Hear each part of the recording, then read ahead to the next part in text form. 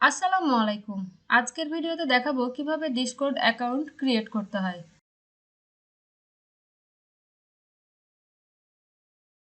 তো তার জন্য সর্বপ্রথম একটি গুগল ক্রোম সাইট ওপেন করে নিয়েছি। এবারে সার্চ বারে লিখব ডিসকর্ড, তারপরে এন্টার প্রেস করব। এখানে দেখুন ডিসকর্ডের একটি লিংক ওপেন হয়েছে। এবারে আমরা এই ডিসকর্ড সাইটে ক্লিক করব। এখন দেখুন আমাদের লগইন করার একটি ট্যাব ওপেন হয়েছে। যেহেতু আমরা এখানে একটি অ্যাকাউন্ট ক্রিয়েট করব, তাই নিচে দেখুন রেজিস্টার নামে একটি অপশন রয়েছে, এখানে ক্লিক করব।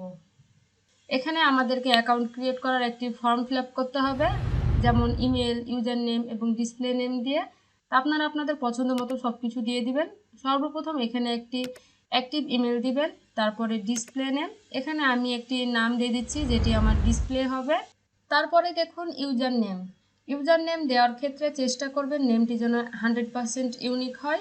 আমি এখানে একটি ইউজার নেম দিয়ে দিলাম। তারপরে দেখুন পাসওয়ার্ডের একটি ঘর রয়েছে, এখানে একটি পাসওয়ার্ড দিতে হবে। পাসওয়ার্ডটি দেওয়ার ক্ষেত্রে লক্ষ্য রাখবেন পাসওয়ার্ডটি যেন স্ট্রং হয় এবং 8 ক্যারেক্টার্সের হয়। তো আমি এখানে আমার পছন্দ মতো একটি পাসওয়ার্ড দিলাম। তারপরে আমাদের বার্থডে সিলেক্ট করতে হবে।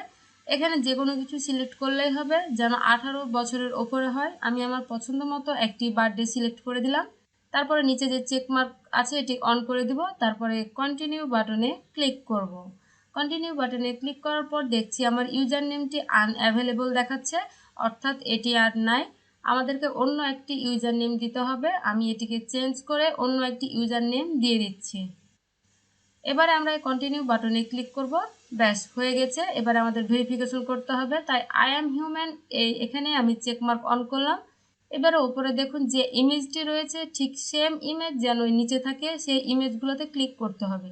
যেহেতু আমার ডলফিন আছে তাই আমি ডলফিনগুলো সিলেক্ট করে ভেরিফাই এই অপশনে ক্লিক করলাম।